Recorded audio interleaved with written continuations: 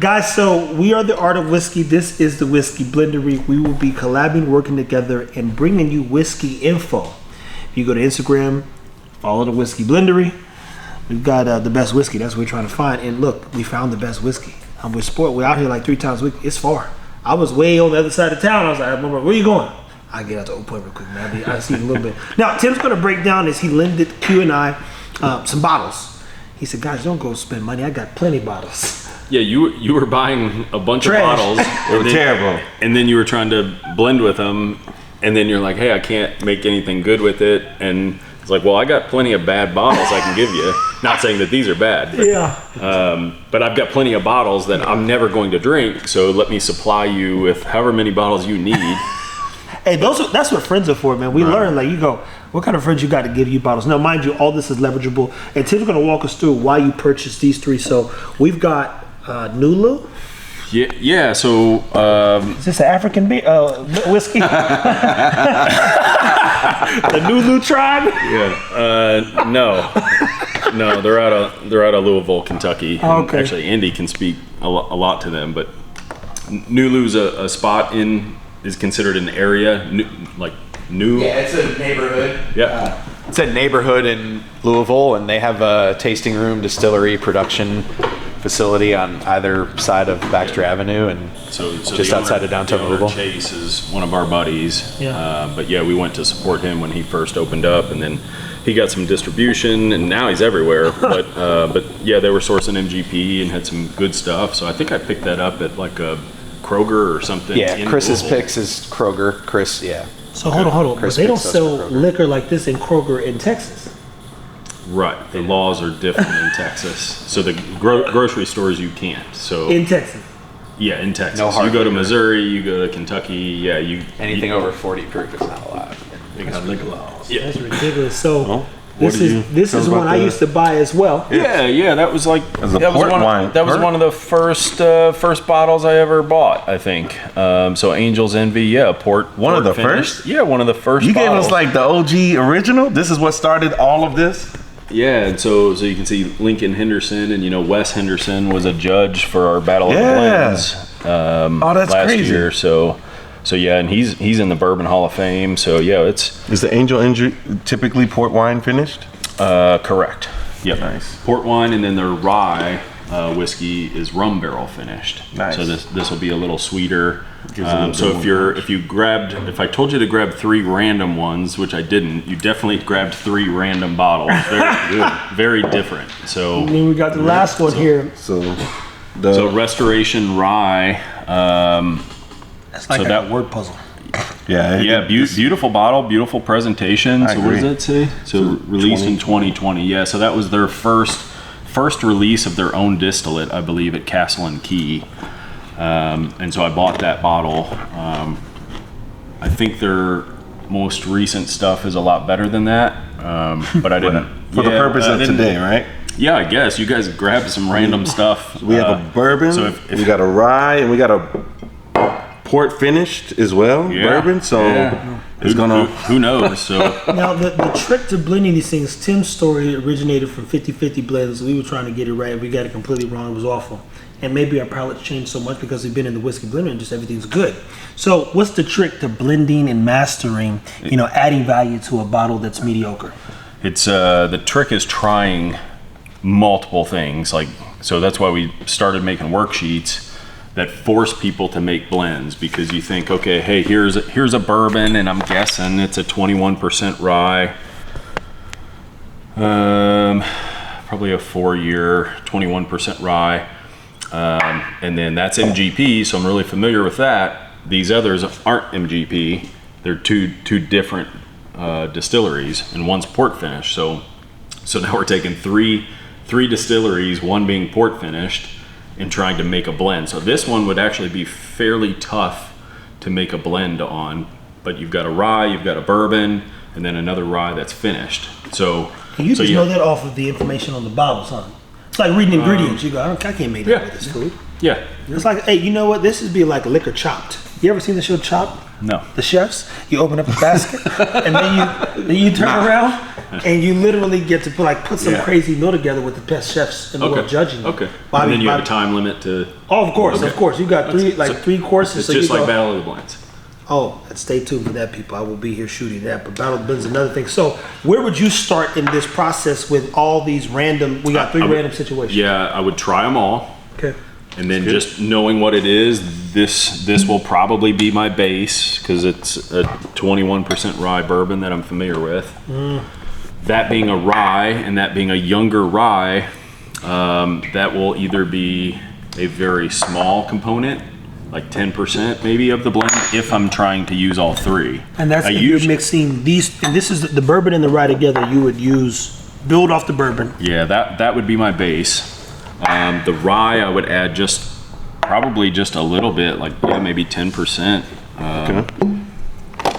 So you're pouring all three of them right now? pouring all three. So what he said, the first thing we're gonna do, so you guys might have missed, like he broke down some mad knowledge right now. So we have 3 different styles and he chose the bourbon to be the base of everything. So why did you choose bourbon as the base and this guy to be like the potential outlier? Yeah, this one most likely plays well with others. So it's a very common mash bill. I mean, a ton of stuff that you see on the shelf is 21% rye bourbon from MGP. So knowing that is likely going to be a base and knowing that this one's probably going to be a little hot and spicy and young, and knowing that this one's going to be a little easier to drink and a little sweeter, I would make this my base on my personal preference. Some people might say, hey, let's put 80% of the Angel's Envy. Yeah. And then usually, so like when we do blends and have groups come in, we'll have 3 unmarked barrels lined up. That doesn't mean that the best whiskey is including all 3 barrels. So I usually go into something like this and I say, hey, I want to make the best whiskey I can. It doesn't have to have all 3 of the barrels in it or all 3 of these bottles in it, and then just start tweaking things and go from there. So it's like I think on our worksheet we say, okay, well, pick the top 2 that you like. So which 2 do you like the best? Start with a 50-50 blend, then do a weighted blend to where it's 2 parts to 1 part of your favorite. Now swap them and now add some of this component. So it kind of forces you to get sample data.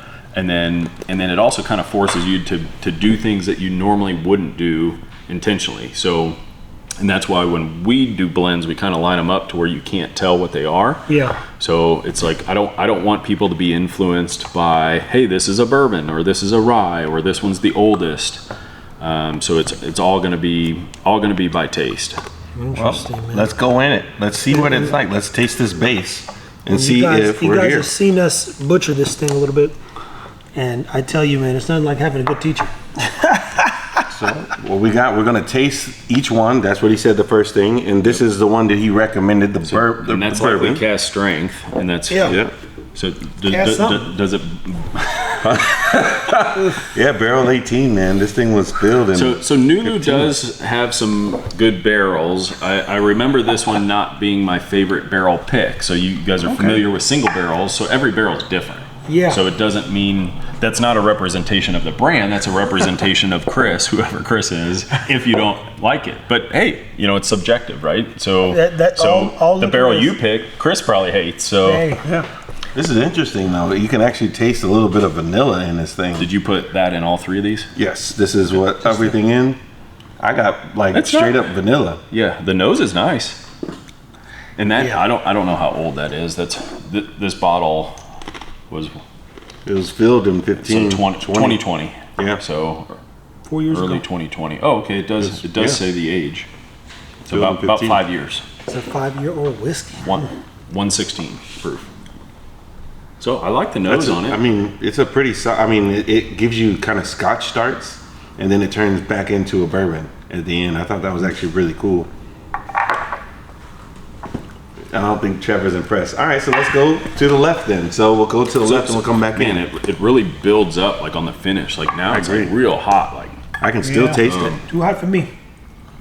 So we're gonna try since it's got better over age. I think that I initially I thought it was gonna be terrible, and then it got much more palatable towards the end, and it had a little bit of a friend. I can be swayed. I'm the swing voter. I go either way. All right, so whiskey, so and we're I could- drinking. You know, life is and good. I could bring out some Nulu that would, you guys would be like, man, this shit is amazing. So Blow your mind. every barrel's different. Yeah, look, you know but what's they're crazy? doing- It's they're like if doing you get a bad bottle of Old Forester. What's that turkey thing that we had that Wild one time? turkey? Wild turkey was I awful. put some good turkey in No, the not box. here, not here. I got but- it. Yeah, I got but some I'm turkey. talking about the other turkey we got. That thing, nothing survives at my house. Nothing. That's That thing why I was keep there. getting it home. That thing was like 4 months old, I bro. have it at home. Until it was a Yeah. man of desperation. That was a Diet Coke night. It wasn't So- me. I didn't drink it. In the box of stuff that I gave you a wild turkey rare breed. That's a big That- boy bottle. It's a great whiskey, and it's a great whiskey, and I've played with that, and you can blend with that. So I think you'll like that, and you'll want to make that your base. Well, again, a lot of this stuff we're just learning. You know, we're learning what to taste for because we didn't even know that whiskey had flavors like they have here at the Blendery. I mean, you know, we taste orange, we taste the beach, I taste the pineapple. He had a coconut blend. I mean, you look up and the golden grams or grains in my back. Seems like golden grams. It tastes like golden grams. And that's all from the wood of the barrel. So Yeah. like the orange one that we were just trying, like that is a single barrel, just like the one we tried here. Like it's like straight out of the barrel at cast strength, and it tastes like orange because of orange. because of a rare barrel that just tastes like. When I say tastes like unbelievable, orange. it's truly unbelievable because you know we just been drinking whiskey our whole life, never drinking whiskey. It's Yeah. like, oh, this makes sense now. And that one, I enjoyed that one a little bit more. Look at that. I got the a little whiskey bit better. pose too. 1 foot crossed. I've been hanging. When you taste the whiskey, When you said hand on your hip, I noticed my hand on my hip. when you're really tasting, you put and if you get the 3-4 fingers in the pocket, it's a situation. And this is actually interesting, man, because it's you think port, you think sweet. I didn't got get bitter, bro. sweet, but I got like it tastes like Very light. Yeah, it's very like it's got that corky finish towards the end where it's like very dry. yeah. Yeah, Actually- that one's easy to drink. I feel like these So you two might work together. You put this one in here, right? Yeah, I wanted to Yep. go to the left since Yep. he wasn't feeling the right. I actually started off not liking it and I enjoyed it, but this came back a little sweeter for me. So Because the amount of heat on this one, I would almost say the Angel's Envy might make Right. a better base now. I agree, man. It's crazy. After trying them, but all the things that I say and everything that where my mind is going, when you blend it, it's a different story. Absolutely. Like I could be totally wrong on that. I tried to blend this at home with just a base bourbon, and it was terrible. It was the sweet mash. The sweet mash. I put that with this, and it didn't work out at all. And it's really interesting because on their own, the sweet mash, I'm like, I gotta buy this bottle for myself. Which one was that? Was that a Michter's or? No, it was the sweet mash had a yellow label with a gold top. I can't think of the name of it, but it was fantastic. And put that with this, and it's very interesting. So, kind of going in the middle. This is our solo rye of the group. Tim, what is the things that people who are trying to get into whiskey and learn about it, drink, what are the things they should be looking for when they're looking for a good whiskey? Like when they're looking to buy barrels and Not and barrels, find- not the business. The business, I feel like that's a whole different episode. We never going, guys. We'll get it's a to the series. business in maybe 2 or 3 years with you guys. Right now, we're just talking about the art of drinking whiskey and buying a good bottle. Oh yeah, so like if you go to a liquor store, how do you Yeah. decide which bottle you Yeah. want? So that's a tough one because most of the bottles on the shelf you've never tried before. Ever. So now you're walking up and you're looking at what? You're looking at price point and you're looking at marketing, so how the bottle looks. Does it look nice? Does it look cheap? Does it have great packaging like this? And then you're making your decision, right? Or sometimes they'll put the little tag on like how many points, or this sales rep chooses this bottle or whatever. But yeah, you're going off of nothing. So that's part of the reason why I have so many bottles that are just in the okay range, that I don't think of an experience that it's like, man, I'm going out and I'm doing this thing. Let me grab this mediocre bottle. I'm always either grabbing a really like nice high-end rare bottle that I want to share with somebody, or I'm grabbing something that's just really good whiskey that I can find again and I can buy again, and it's reasonably priced. And That's huge, though, to talk about the sharing component. Because one of the things I've learned, people, and I come from a black household, we don't share cups and none of that stuff. And my mama didn't drink after me. But, here, everybody just kind of shares whiskey. Say, man, this is different. and not just whiskey, people share like crazy, like hard to get bottles. Impossible. So, Yep. so what is the share component? When you go in and you see a bottle, you say, "Man, I'd love to share this with." What's the first friend that comes to mind? Yeah, well, you think of somebody that would appreciate the whiskey.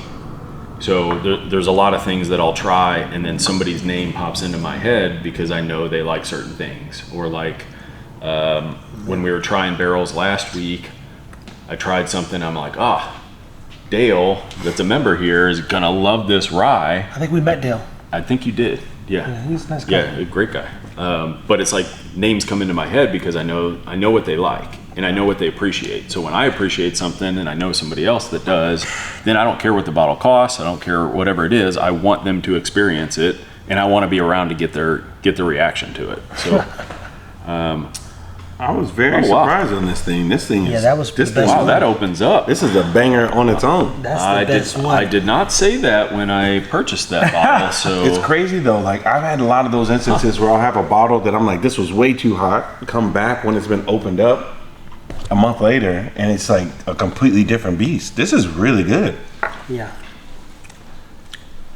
man, it has this like a black pepper component. Yeah, towards the end, like the Old Pepper. You know that one? It's a Kentucky distillery. The Old Pepper. It has that peppercorn finish as well. Like just like it's like you bite in a peppercorn and you forget, and you're like, there it is. That's how that bad boy finishes. It's really good. It's better than I remember, but it's the finish. The finish is not there for me. Sure, that middle point and Yeah, then well, kinda, and that comes with age. sure. This guy is Yeah, 8 so, years. so I would imagine that would be kind of tough to blend with, but Well, out of what we've got this bourbon that kind of you were not into. I actually want you to start with it because that's one that you don't like. Yeah. And we all kind of agreed that the port was an easy drink, but it wasn't anything very special in terms of like depth of flavor. Yeah. And this guy seems like it's interesting alone. So how about Trevor? Why don't you blend with this being a base, and then why don't Tim you blend with the one in the middle, and I'll take the one on the right, and then we can give me the hardest one. Oh, God, absolutely. Want to make sure you get it right, man. You take this and you add +1, and we can go 50-50, and then I'll start with this guy, and I'll be +1, and I'll grab only one. So we're only going to add one more to it, and let's see how that works. Can I borrow that when you're done? Yeah. Stir that bad boy up. So Yeah, which so- two did you choose? So that what The he's two on the outside? doing now is good. You've seen us do that, right? So that blends it up, that aerates it, so I'm interested. that speeds up the process. For So sure. you chose the two on the outside. Yeah, two on the outside. Then you say, look, that's the port, that's the Yeah. angels, and this is the nasty one. I'm going to try the two. I'm going to try these two. Why don't you This try? now smells like cologne. what proportions did you do on that? 50-50. 50-50? 2 mil. Do you want to go with these two or these two? I'm gonna do. Oh, that's how you I'm gonna, feel? I'm gonna. Already, huh? Play around. Do your thing, bro. Yeah. Yeah. So that one was the most bold, and I'm sure the highest proof. Yeah, by far the highest proof. So You just got a lot hotter. I'm curious. Straight pepper. I'm actually very curious how But it ain't the worst thing in Middle. the world.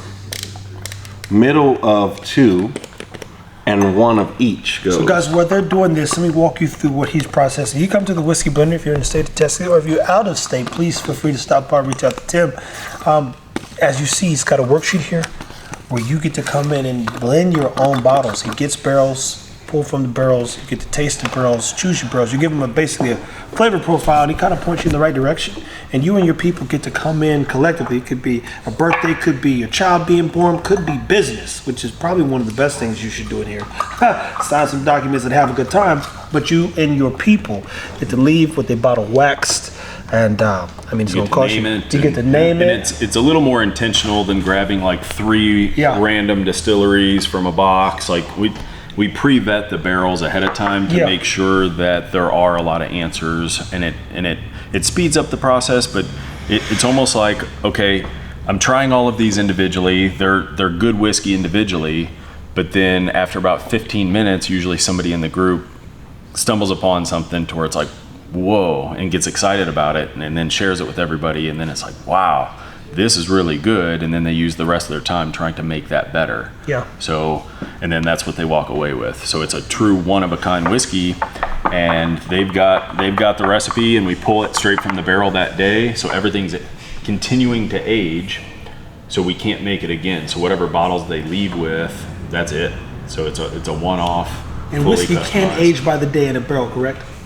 It does age by the day. So you get what he's saying, people? He pulls literally down to the milliliters of what you need to fulfill said order, and the rest stays in that barrel. So that recipe that you concoct here, once it's done, 2 hours later, the flavors might change, but definitely by the next day. In the state of Texas, as we get into the summertime especially, whole flavor profile will be different. So what are you guys thinking, man? On the nose, this is actually really nice. I don't know if you saw what I did. I didn't see what you did. I feel like I might have a base to work with. And the base Which is interesting. Is a base from the two mixes. So I actually took 5 milliliters of the middle one, and I did 2.5 from each one. Right? And then now it doesn't taste great. It's not terrible, but it doesn't taste great. And one thing I'm learning watching Tim is if you have something that might be decent and the proof is high, if you put a little bit of water to dilute it, it could open up into something pretty special. So I don't know. I'm curious. Oh, you just took it down. Just took it down. I was like, what did he make? I want to know how he did comic relief, people. Well, he said something like, it's not terrible or something. Yeah, it wasn't great. It tastes like it's heavy on the pepper. So right at the middle of my tongue is burning still. So that's something that you need to be conscious of, because that's going to be the majority of your reaction when you're randomly blending things, especially when you're grabbing like random bottles, random distilleries. Yeah. The majority of time, it's going to be, this isn't great, or this isn't for me. So don't spend much time on it. Don't spend much time thinking about it. Just shift, do something totally different until it's like, okay, I got something here. Like he said, it's like, oh man, I think I might have a base here. Yeah. So you want to keep trying, and then don't drink it all. Like what he's doing. If he says the same thing, like it's not great, then pour that out, or make an infinity bottle with it. Don't keep drinking with it, because that's going to blow out your palate by the time you find the answer. So know your limits, people. Know the lines. And as he said, that's like literally, you can go over there, grab whatever barrels you want, and he kind of controlled more how the experience is going. In this case, like you said, we grabbed 3 random things and it's like pouring a bunch of Kool-Aid together. So I don't know what color that junk gonna be at the end, but it's gonna be sweet as hell. That was for all of you Kool-Aid mixers. That was pretty incredible, actually, because you get that brown one, but it'd be delicious. Hey, it might not look good, but it's gonna be sweet as hell. Switch it up. I like the nose on it. Like that was it. 2 drops. Don't down. I 2 drops in that. I was that one's a little better, right? That's way better. Okay. So I make faces, people. I can't control my faces. It's not a thing. But that was good. It was good in comparison. Definitely with what I did. Mine ain't shit. Yeah. So that was. What did you do? So that was 2 parts of the Angel's Envy and 1 part of the Nulu. That's interesting. He done brought Nulu back to life. Gave him a second chance, man. Tell me what you find on this one right here. So this is. But cut you off soon. Yeah, he's having a great time, which is great. Oh, you know what? I've got 1 part with a half part of each and 2 drops of water. This is proof down a little? Yeah, 2 drops. Huh. And this has all 3 barrels? All 3. I'm not mad about it. It's not bad, right? Man, that thing takes over, in my opinion. I got a lot of sweet from the bourbon, and the spice towards the end, and this kind of dried it out. But the water, actually, I don't know. I feel like that could be something to work with. I think I could probably make something over time. If we all played around with that, I'm sure we could find something that made sense for a drink, not for a bottle. There you go. We're not going to give you a full blending experience here today. What we wanted to give you some notes and perspective.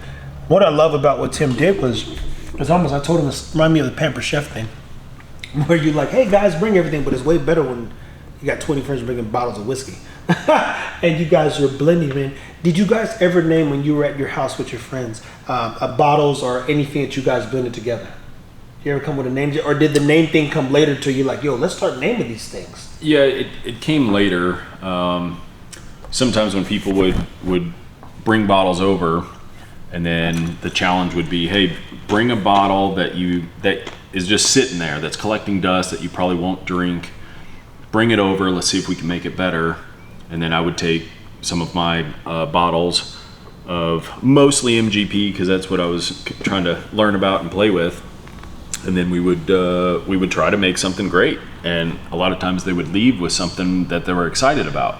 And sometimes a name popped into their head and they would say, all right, man, I'm going to call it this. And it was usually a pretty good name. Yeah. When I was doing it, I was just more from like a data standpoint, like, hey, these 70 bottles that I have they're okay whiskey. They don't get me excited. What can I do to make them more exciting? Yeah. And then finding an answer to even one of them. Like, even when people are blending here and like you see their face light up because they found an answer, and it's so much fun, and then they created it and nobody else in the world has that. Nobody.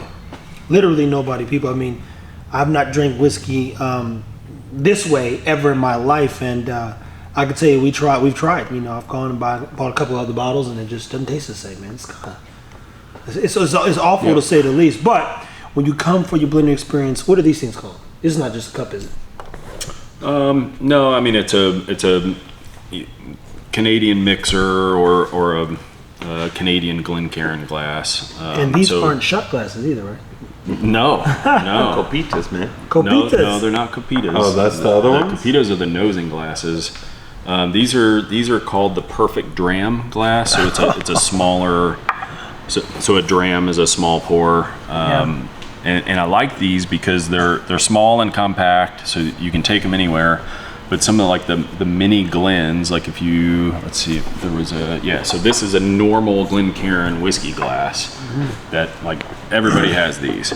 So this is a smaller version of that, but the nosing area is much larger than like a mini Glen, because they make mini Glens that are just tiny, and then the opening's about half as big, and you can't really nose it. But I like these because you can still nose it, and it's small, and it doesn't shatter when you knock it over. These shatter, and then the Kinsey drams are really nice too. But the glass definitely affects your tasting experience. Usually I like these when I'm drinking something higher proof, like above 130. I like this because it airs out a little bit better. So then now when I'm nosing it, it's not a high concentration of ethanol.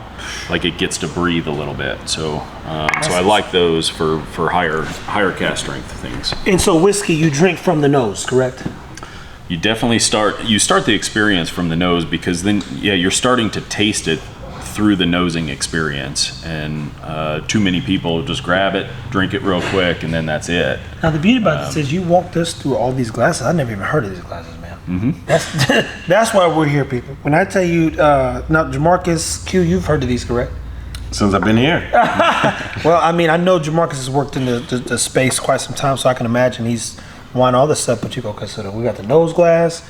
We got the sipping glass. So we should make this a video, and I'm going to do it. I'm not going to tell you when, but I'm going to have the same whiskey in different glasses and get your opinion on it. And you're going to give me 3 different opinions, and I'm going to tell you it's going to be the same whiskey. It's called psychology. You know, psychology 101 is if crazy. He doesn't, I don't know what's going on. You go, oh, this is not too bad. He's like, gotcha. So no, there is a little psychology in that, but also it's the glass. So it's more than psychology. It literally tastes different and noses different in different glasses. Well, think about wine, right? If you have wine, I don't know anything about wine, so we got to do that too. But go ahead, finish. Well, if you had anybody that takes wine straight out the bottle and put it in the wine glass, like different than if they aerated it, and then if they have it from the wine glass that is a small, or you see how they have the small champagne flutes or the wine glasses. The reason is because it's a different experience. So that long glass with champagne is called a flute. Yep. Correct. Right. So you have a flute. I'm just learning all kinds of stuff. I mean, up glasses, martini glasses, but the way, and you see even in an old fashioned, them expressing the orange that creates the nose part that allows you to start into what you're doing. I'm telling you, people, I never knew that there was a skill to drinking. I thought you just pour up. Yeah. Now, what's one thing that you want them to know about the Whiskey Blender as we continue to build out, the page and just the opportunity to be educated and informed? Yeah, I think it's intimidating to think like, okay, hey, I'm coming in and or somebody invited me on their blending experience, and man, I don't know much about whiskey, so maybe that's not for me, or maybe I don't like whiskey. But we've had so many people come in that they'll sit on the couch or something and just say, hey, I'm not a whiskey person. And then by the end, they come in and they're so excited and like blending and writing, like their worksheet's full. And then it seems a little intimidating, but we try to break it down in an easy way to where you're really enjoying the whiskey, you're enjoying the company, and then you're creating something special with the people that you're with. There you go. And remind you people, I've been in here and I've shot some good stuff here, and I think what I've enjoyed is the last thing you said, which is the company. Yeah. You say that they come in because the company, so it seems difficult, and then people get into it, right? Mm-hmm. So guys, yeah, you've seen how much fun people have here, and it's like, man, I need to be around these people more often because they're just joyful people. Look, I'm back, man. I ain't every day. I ain't left. I'm like, dude, I'm trying to find another reason. Look at my homies, like, what you say you had? Oh man, I might as well go give me a couple bottles. It's turned into a thing, so we appreciate Tim for educating us and kind of walking us through what a blending experience looks like. We'll do some fun stuff as we speed it up. I love to do the mystery thing, with his guidance and instruction. If you're looking for a customized experience and you are a whiskey lover or a person who's got questions about whiskey and how to get involved and where to begin, I didn't even know I had questions. And when I came in here, oh man. And now you have more questions. Man, I'm reading and studying every day like I'm in class, because I said, I got a few more questions. Yeah, you are. You're reading, and then you come here and you tell me what you read, and I was like, hey, that's good, man. You did your homework. Exactly, people. So stay tuned. Thank you so much for watching. And I got to come with a tagline. The Whiskey Blender, man. Take care of your drinks. Take care of your drinks. Take care of your drinks. If I said that, they would lead on to. They were like, look, take care of your drink, take care of your dog, take care of your wife, take care of your. It'll turn into a thing, people. But until next time. Take care of your drinks. That's hilarious. Hey,